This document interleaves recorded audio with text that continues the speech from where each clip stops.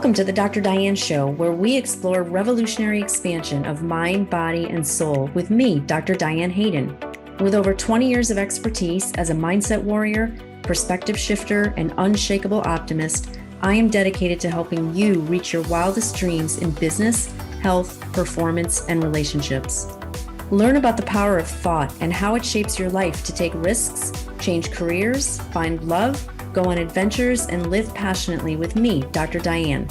Get ready for revolutionary ways of thinking, being, and creating an amazing life. The Dr. Diane Show starts now. Hello, everyone. I am Dr. Diane Hayden, and you are listening to the Dr. Diane Show on Transformation Talk Radio. Stay with us for the next hour, where we will explore revolutionary expansion of mind, body, and soul. Each time on the Dr. Diane Show, we will have experts from around the country discussing cutting-edge topics on longevity medicine, natural health, mindset, and soul purpose to help you shift your perspective and become a mindset warrior like me. Today, I'm excited to welcome Dr. Eilis Philpott. She owns and operates Soul Healing Journey, LLC, and the Academy for Soul Healing. Soul Healing Journey offers soul-level healing, and Dr. Eilis works with clients to remove obstacles preventing full expression of their authentic selves. The Academy offers training for those who want to further develop their connection with energy work. Eilis has worked in the healing arena for over 25 years and has numerous trainings and life experiences to bring to every session and training. She personally overcame a very difficult and traumatic childhood, which culminated in severe depression and anxiety. But she was able to use these skills to heal herself and support others on their individual journey. So welcome, Dr. Eilis. How are you today? I am good.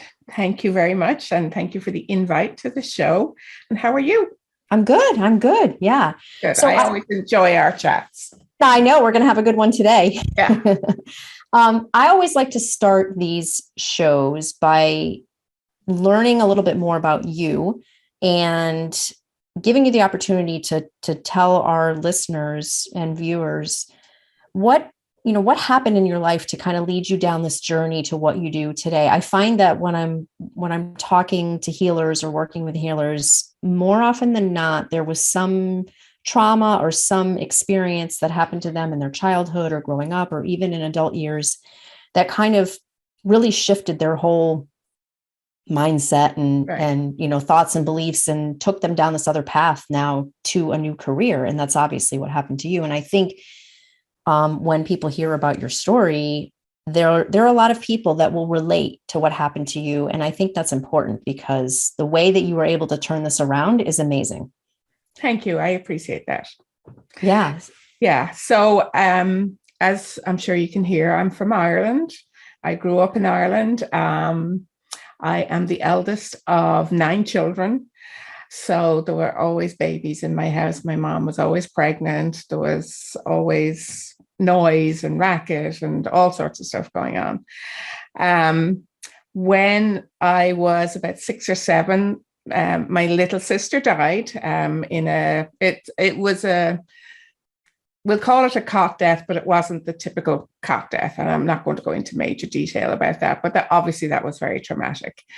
And being the sensitive little soul that I am, and not realizing it at the time, and growing up in Ireland where one didn't talk about feelings or what was going on and all that kind of good stuff, that started, among other things, building up an energy of stuff, lots and lots and lots of stuff that I held.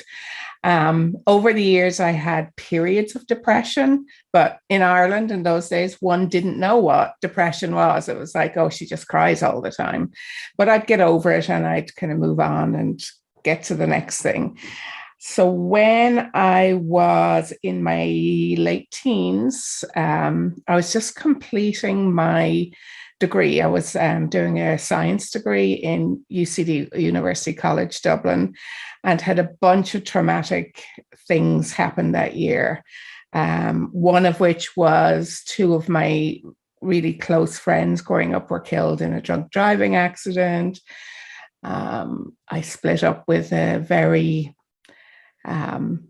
long-term relationship. My mother was very sick, so I was looking after all the babies and all the children. And I was also trying to finish my qualification at the same time. So very stressful, hectic time. So I ended up getting depression and anxiety. And as I said, didn't know what it was. Nobody knew what it was. And the attitude in Ireland in those days was, you just need to kick up the ass and get on with your life. So consequently, it got worse and worse and worse and worse. And I ended up in a psychiatric hospital. So I was in the psychiatric hospital for 3 or 4 months, where they medicated me. And I was seemingly a lot better, sent me home and told me that if I wanted to get off the drugs, I could wean myself off them. So obviously that didn't work. And over the next few years, I would have relapses and I'd be put on other drugs and blah, blah. It was a nightmare. So then I got engaged to a guy that I had gone to college with. So I knew him like 10 years. We dated for a week and then got engaged. But he was living in London at the time, so I had to move to London. So when I moved to London, and went to renew my prescriptions, I was told that a lot of the prescriptions I was taking were blacklisted and I shouldn't be on them. And I certainly shouldn't be on them in combination with all the other drugs I was taking. So, and I was having other symptoms. I was collapsing. I was very depressed, very anxious, despite the fact that I was going to England for a good reason. So it was just a stressor. Ended up in hospital there. And luckily, the hospital there was called a day hospital. So it's like you went to work. So you went to the hospital during the day, came home and slept at home in the evening. So I was there for 5 or 6 months. And coming out of that, well, while I was there, they got me off all the horrible mixture of drugs. They gave me appropriate drugs for what I needed at the time. And I started therapy for the first time. My therapist was called Jenny, and she saved my life. She was the right person at the right time. So definite divine guidance. And I was in therapy with her for about a year, and then periodically on and off over the next few years when I was having a hard time for other reasons.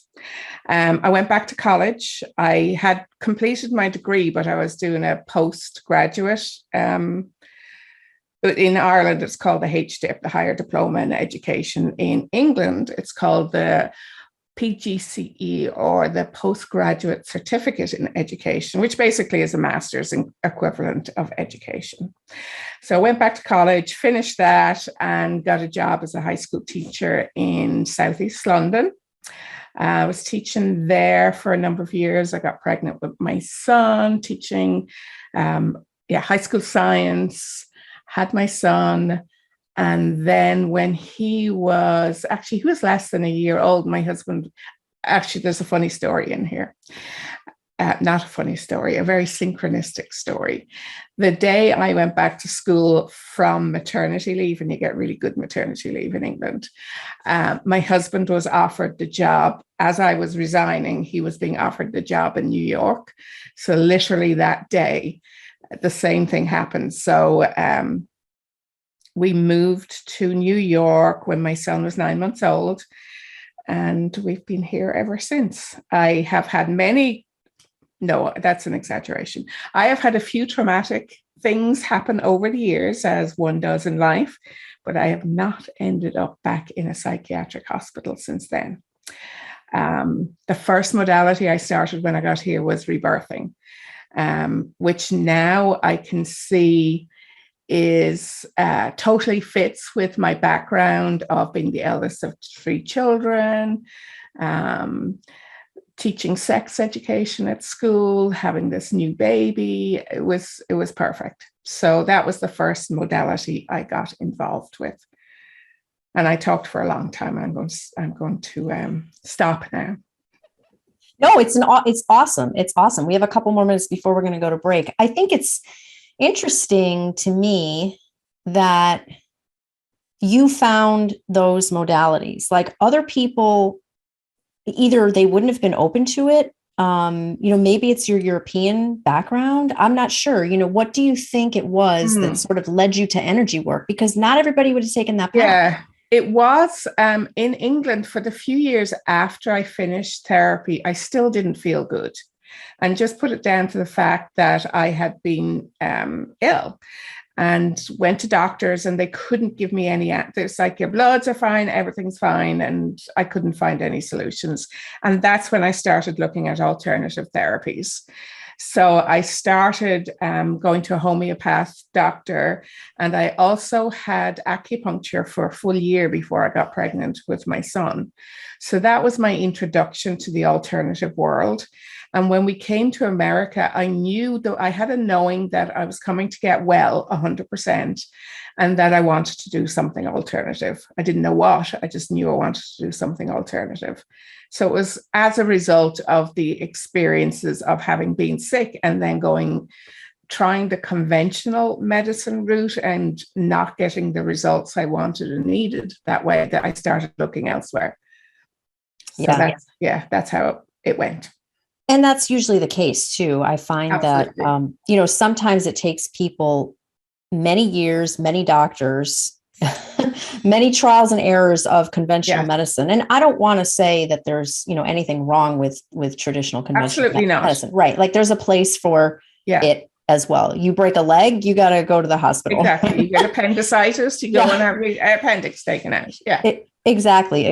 But for many things, alternative medicine is actually preventative medicine. I'll call it, is better and works faster and keeps you off of drugs and other harmful medications that have a million side effects and that kind of thing. And it seems like you, and maybe it just didn't come across in the story that you were saying, but it seems like you were drawn to that a little bit sooner than other people might have been. But and I think I had some innate knowing. I mean, I even did a preconception care plan before I got pregnant with my son, right? Which nobody does. Nobody does that.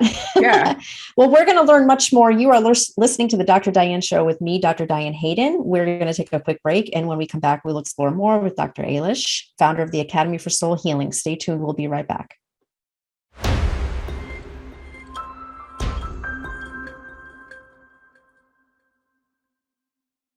Before we continue, I want to make sure everyone knows how to find out more about me. You can find me at www.drdianehayden.com. That's DRDIANEHAYDEN.com. Or my publications, www.naturalnutmeg.com and www.essentialnaples.com. And more info on Dr. Eilis Philpott at www.academyforsoulhealing.com. So welcome back, Dr. Eilis. We were just chatting over the break, and I remember you've written a bunch of amazing articles for my publication up here in Connecticut, Natural Nutmeg. And one of them, I think, might have been the first one. I remember you were writing about your story. There was something in there that really struck me that I wanted to make sure we touched on, because I think it will be impactful for your viewers. But it had to do with this relationship with this therapist you had.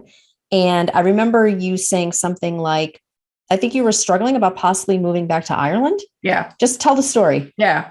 So I hadn't been there long, and I had previously attempted to go to London and lasted about a week and ended up going back home again. So this time I was really nervous about, would I last? Would I be able to stay? How? And of course, the signs were not good that I was going to stay. So I was in the hospital, and I think I wasn't there 2 or 3 weeks maybe, but enough time that I'd been seeing Jenny as a therapist well enough for her to get to know me. And at the beginning, I saw her 2 or 3 times a week. And it would be a case of me saying, oh, maybe I'll go back to Ireland, maybe I'll stay here. And I was going back and forth and back and forth.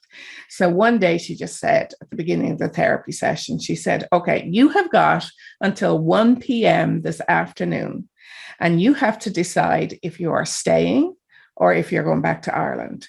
And that's it. Come back at 1 o'clock and let me know your decision. And obviously that threw me into a total Tizzy. Not only was it a difficult choice, but I had grown up in a household where I didn't make decisions because my father made all the decisions. So it was like a double whammy. And I knew that if I went back to Ireland, I was never, ever leaving. I also knew that if I stayed, I was not guaranteed that I was ever going to get well again. And I felt so bad at that stage. It was, which is the worst of the two evils? So obviously I stayed and did my work and held on to that glimmer of hope that I would get well. And I did. I got well. And now it's like, to me at that time, it was like, well, of course I got well. Doesn't everybody get well? But everybody doesn't get well. Mm-hmm. And that's what I've learned over the years, is that it takes a determination to do the work that is needed to be done. And not everybody is always willing or ready, or even it be the right time for them to do the work that's needed to be done. But I was fortunate that it was the right time for me. And I was prepared to do the work, and I did it, and I came out the other side, and I'm so grateful. It was totally a life-changing decision that I had to make in that moment. And it completely changed it's like the two choices. There were two ways it was going to go. And I knew what way it was going to go if I went back to Ireland. I was never leaving my father's house. And I could just envision myself being this spinster, kind of never getting married, all that kind of stuff. So but you never know, like, right, the road not taken. You never know. But certainly it was, in your mind at the time, probably a backward step. Yeah. To make that choice. It's funny. I had this boyfriend in college, and he was African American. He came from a very poor family, like pretty much living in the projects. And he had managed to, get scholarships and get jobs and make enough money, put himself through school at UConn, and he got an acting degree. And he had an opportunity, maybe 3 or 4 years out of school, he was teaching dance and doing other things. He got this opportunity with Sesame Street Live, and they were a touring company, and he was Grover. And I remember, like, I was 4 years younger than him. So I think I was going into my senior year in college. Not that I would have gone with him anyway. It wasn't something, they didn't take like girlfriends or spouses with the traveling tour. These guys were like going, they were in like a different city every night practically. But I remember I was so upset that he was leaving. And I'll never forget the thing he said to me was, Di, I cannot go backwards. You don't understand. Like, I can only go forwards. If I don't take this opportunity, it's basically like, I don't know where I'll end up. So I never forgot that, like, wow, it's always about moving forward. Yeah, absolutely. And you were meant to hear that in that moment. Right. Yeah, probably more for me than him. Yeah. But so let's talk about all of the different modalities that you do. And one of the ones that I find the most fascinating is something called the Enhanced Year of Healing. So tell us about that. Sure. So I started my healing practice in 1996, so a long time ago now. And over the years, I've learned many modalities and incorporated some of them into my healing practice on a very conscious level. And some of them, it's just part of who I am. So I think it was 2017, I started teaching a class called 13th Octave Lao Chi. And one of my students came up to me and said, you know what, you need to expand this class. My human brain goes into expand this class. What am I going to teach if I expand this class? So I was, okay, let's sit with that and see where this goes. So after teaching the class a few times, I realized that I wasn't getting even a fraction of the material covered that I was wanting to teach. So it's like, okay, well, maybe I do need to spend a bit more time and expand the program and make it more cover more topics, cover more energy, and all that kind of stuff. So I came up with the year of healing. So the first year of healing was 2019, and expanded significantly on the energies of the 13th octave, which is conscious union with source, and La Ho Chi, which is a hands-on energy healing technique. And then I also added rebirthing in there. So it was approximately 6 months of each, approximately. But also I added other things like DNA activation, I can't say. Oh, abundance and manifestation, because so many people have issues with abundance. Just lots and lots and lots of stuff that I'd picked up over the years. That ran for a year, and it was so awesome to really get to know the students who are in the class. And how I run classes is I'm very much about the topics you're learning are just the tip of the iceberg, and they're just basically to keep the brain active. So you're learning techniques, you're learning topics, but underneath of all that, there's so much else going on. So there's a lot of healing going on, and I'm very focused on supporting the healing that's happening to each individual in the group and where they're going with this energy. So I decided to do it again in 2020. Unfortunately, COVID came, so it didn't last very long. And then the beginning of 21, I decided to do it longer because I still had more material to cover. So I did it we're still in the process of doing it. So we've just come to the end of 21. We're about to start the module on Akashic Field healing in January, and complete that in April. And then in August, we start the whole thing all over again for 18 months. So they're the big topics: 13th octave La Ho Chi, rebirthing breath work, and Akashic Field healing, intermingled with a lot of other stuff. So who is this appropriate for? Is it really for people who want to become healers themselves, or is it for the average person, or is it a combination of both? It's a combination of both. And it's for the person who just looks at this information and thinks, this is for me, and they have no idea why. Most people that I get have never heard of 13th octave La Ho Chi. So that's where the classes started. And most of them will say, I have no idea, even reading the description, I didn't have any idea what this was about. I just knew I had to do it, which is how I started doing it as well. But what there's actually an encoding in your DNA that gets triggered when you read the information about it. And that's what triggers I have to do this, but I don't know why.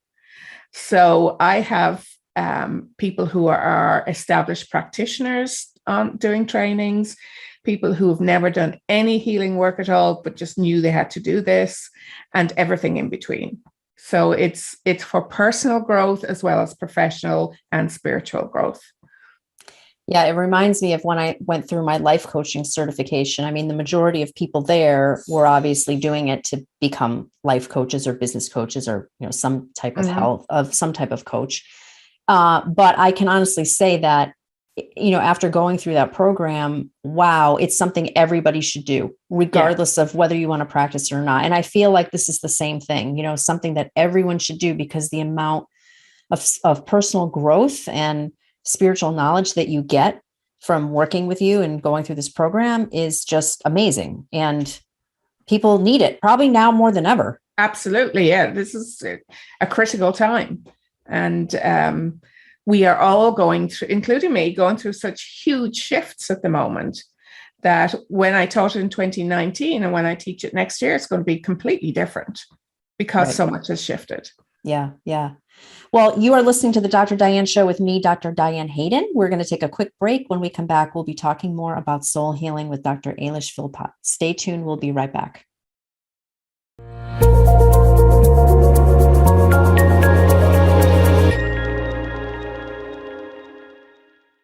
I am talking today with Dr. Eilis Philpott, founder of the Academy for Soul Healing. And she's been telling us a little bit about her enhanced year of healing. I actually have some testimonials that I want to read to you all from people who have gone through this program that I think are just very, very powerful. So one of them is, I'm so grateful for this masterful creation of monthly retreats. The work was intense, beautiful, and so unbelievably believable. I cried, shouted, danced, hid under my blanket, broke through, released attachments, cords, entities, shredded wounds, traumas, patterns, and memories, went back into negative memories, and took my power back as I continued to prepare for my rebirth. What a powerful experience in itself. I am so excited to pass on the healing as a practitioner and join the process as an ambassador for the 13th octave. And then another testimony that I thought was really, really powerful is this one. I originally thought the year of healing was for learning different healing modalities to share with others. What I didn't expect was the deep level of healing that would occur in me starting with the very first month. As light workers, it's imperative to be clear ourselves so we may heal others from the highest vibration. The year of healing created an incredibly warm and safe environment in which to do that. The group of individuals has become family. It has been a very special and amazing experience watching each of us grow month by month, much more powerful than getting together once and then going separate ways. I'm so grateful for this time with Eilis. That is awesome. Yeah, it's like just hearing it's like brings back so many wonderful memories. And that was a lot of the 2019 group. And we were meeting in person in those days. So it was so nice and to watch the relationships develop. And as both of them have said, to witness their growth in such quantum leaps. It's just, which I kind of knew would happen, but watching it makes it even better. Yeah, that was. So is it totally virtual now, or how are you running? Yeah, this one at the moment is totally virtual. And it in one way, it makes it easy. It's easier for me because I don't have to travel and lug lots of stuff with me. And it means that a lot more people have access to it. So in 2019, there was a group that would travel up from Virginia every weekend. Whereas now I've got people from different parts of the country that they don't have to specifically travel and come to figure out where they're going to come, where they're going to stay. So that's been nice. The other thing that I've learned from watching this current group is even though they're not physically meeting every month, they still have formed such a strong bond with each other. And it really is a soul family. It's like they're finding their soul family, and they can relate with each other and they can support each other. And obviously we chat between times, and there's a Facebook group where we can kind of share information. And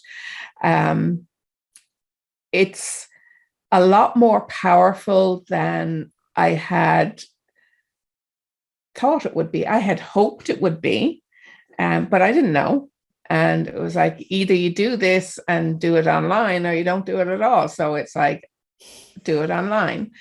And what I discovered is even in the breakout rooms, everyone I'm sure is aware of breakout rooms, and they're practicing different healing modalities on each other, and they feel as if they're in the same room and the person is actually physically working on them. So yeah, it's been a joy. That's amazing. I think one of the hardest things for people to conceptualize is, how does energy work? Yeah. Right? Yeah. Like, how, even if you're in person, like, how is it possible that we can do something hands off to another person, basically? And it's almost like, it's a little bit, I think, of a leap of faith, but I think the more you learn and study energy work, energy medicine, energy modalities, it becomes more tangible. Yes. In terms of how you're able to move energy, essentially. Yeah. And the other key piece now for our time is that quantum physics has discovered that there is an Akashic Field. Quantum physics explains how you can do healing here in Connecticut and somebody in Greece will feel it. So there are now scientific explanations for stuff that we kind of knew in the alternative world for a while. Yeah, it's interesting. I'm reading this fascinating book right now called Real Magic by Dean Radin.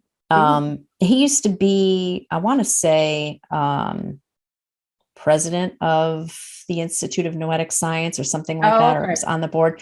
But anyway, this book is really fascinating because he goes through the whole history of essentially energy work, like, and showing people, teaching people that this is not new.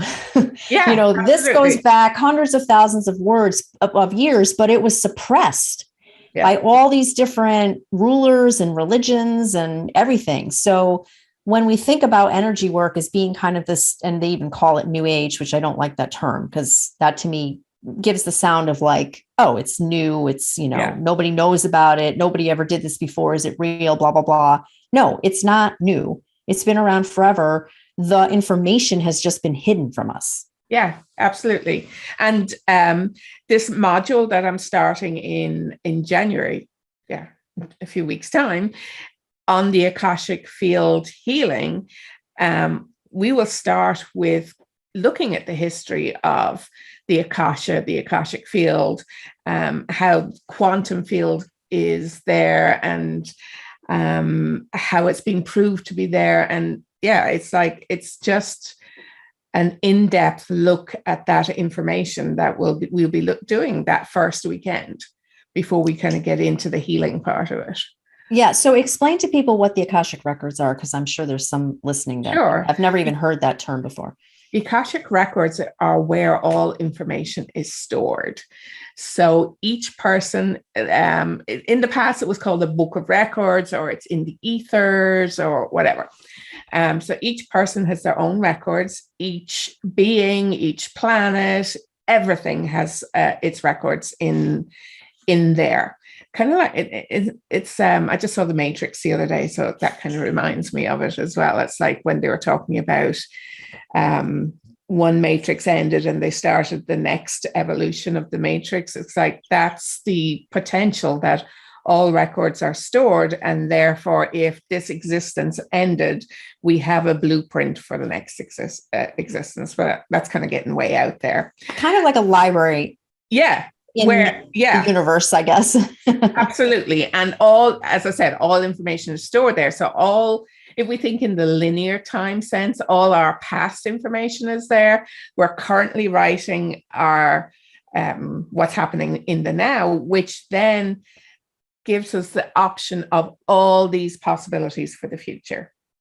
So the modality of Akashic Field healing is slightly different. So a lot of people will have heard of having a reading, so going into the records and reading what's there and possible future potential. In Akashic Field healing, we're looking for trauma that hasn't been resolved.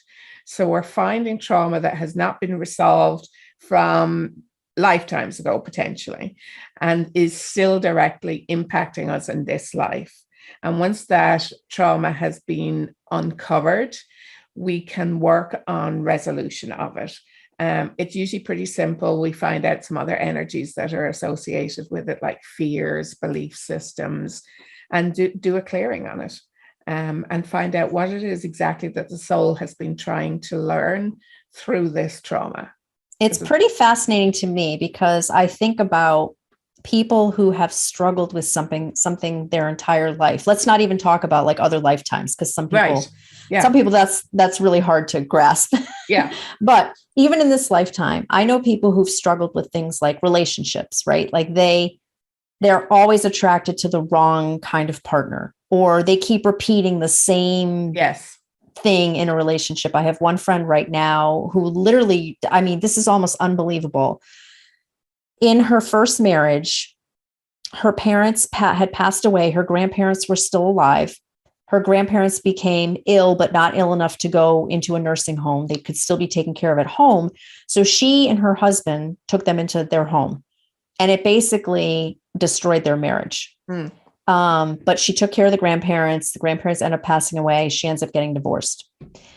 And she tells like the story that it was a great experience, but it was a horrible experience. So she ends up meeting this guy, and she is in a relationship with him. They get married. His mother ends up moving in with them because she can't stay in her house again. And now it's like they haven't gotten divorced, but it is not good. And I'm like sitting back here watching this, like, how is this possible that the same thing happens again? Like the legit same experience, not even like something slightly different, but maybe related to the way she is in relationship, the exact same situation, except it's him taking care of his mother. It's things like that. And like people who have issues with, money, or it could be anything really, like illnesses, recurring illnesses. I mean, all that stuff, we don't think about the fact that absolutely. And a good example of that is looking at the birth.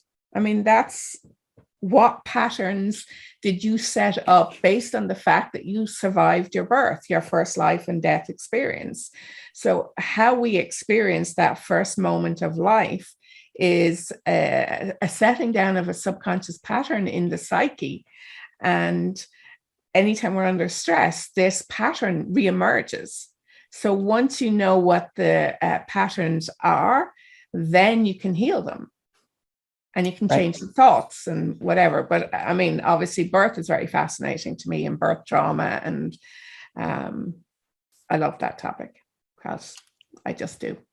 Yeah, no. I mean, and I bet some people don't even think about that. Like birth trauma. I mean, how could that be traumatic? But it is, and the fact that and other things that have happened in your life and previous lifetimes can all be playing a role now on, it's like the thing that fascinates me is the fact that this is all subconscious, right? Like, you're in these patterns and you're, for the most part, not even realizing that you keep repeating them. You keep doing the same thing, saying the same thing, all of that. It's just, well, we don't have conscious memory as babies, but we have cellular memory.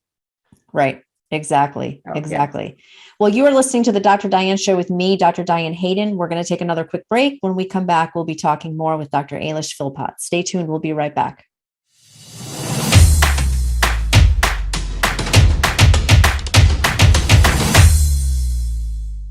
We're back on the Dr. Diane Show with me, Dr. Diane Hayden, and Dr. Eilis Philpott. And you can learn more about her at www.academyforsoulhealing.com. And we're talking with Eilis about her enhanced year of healing. I want to get into a little bit more detail. So what can people expect? I mean, what's the commitment as far as how often you meet, and tell us a little bit more detail. Yeah, it's basically one weekend a month. So all day Saturday, all day Sunday. Generally, I try and have it on the second weekend of the month, but sometimes like Mother's Day clashes, sometimes Easter clashes.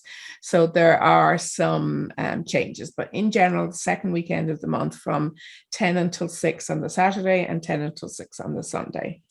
I'm often asked, do I have to go to every single weekend? Ideally, yes, but sometimes life happens. And so we kind of make allowances, but it is the responsibility of you, the student, client, whatever you want to call yourself, to make sure that you get the material you missed. But any downloads that happen, you automatically receive them because you're part of that group. I'm sorry, my phone is just doing crazy stuff.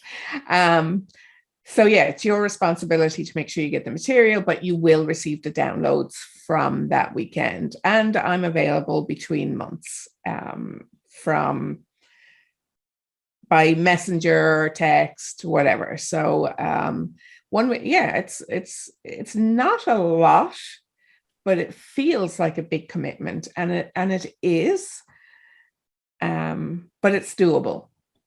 Yeah. And I think if you're being called to this, I would imagine, when I was doing my coaching program and other, modalities or things like that I've done for certifications, you really look forward to it, because it's that, that weekend you're immersed in this. It's an incredible amount of healing and energy work that you're learning, that you're having done to you, that you're doing to others. And I think it's to me, it's almost like it's not work. It's fascinating and interesting, and almost, like just, what's the other word? What's the only word I can think of is healing. Yeah. Really, and it's meeting and talking to people who get you. Yeah. Which many people who are drawn to this kind of work feel like they're the black sheep of the family, or they feel like they're an outsider, or that they've come from some other galaxy somewhere and they don't fit in. But all the people that are doing that feel that to some degree. And therefore you're meeting your soul family. You're meeting the people who get you. Yep. Hey, that's why I started my magazines. There you go. That's how I found my soul family. Yeah. And it works. Yeah. Totally. Yeah. Yep.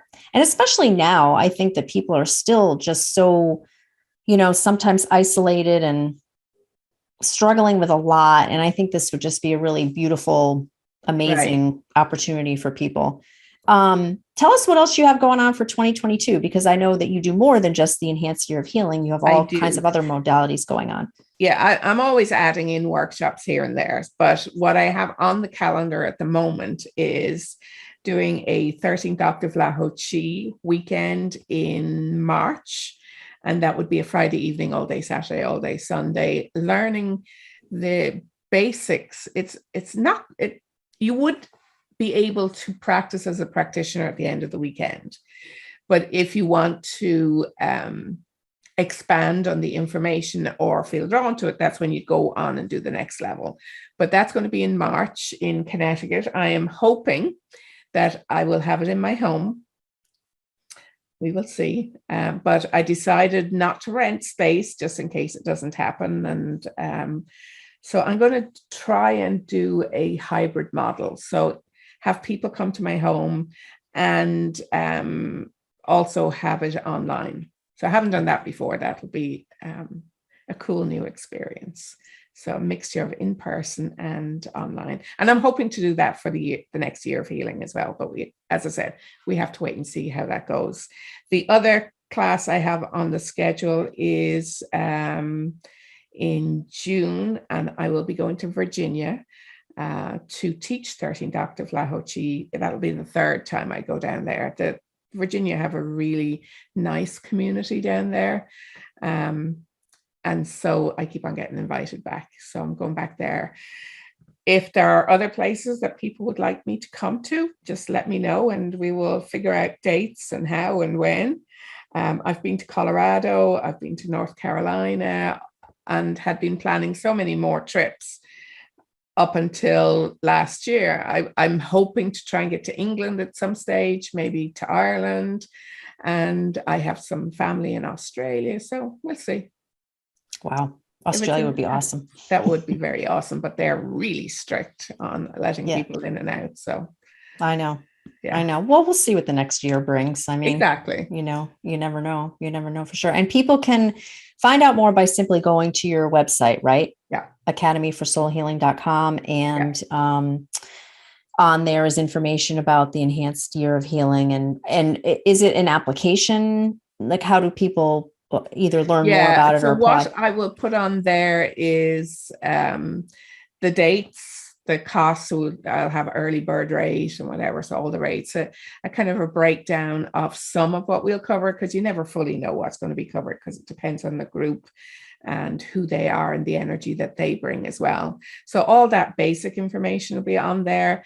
And then people generally contact me and we discuss, because it's a bigger conversation than just fill in a PayPal button or and pay your money. It's like, usually for a big program like this, people would like to chat with me. So either call me or message me and we'll set up time to chat and see if this is a fit. That's generally how it works.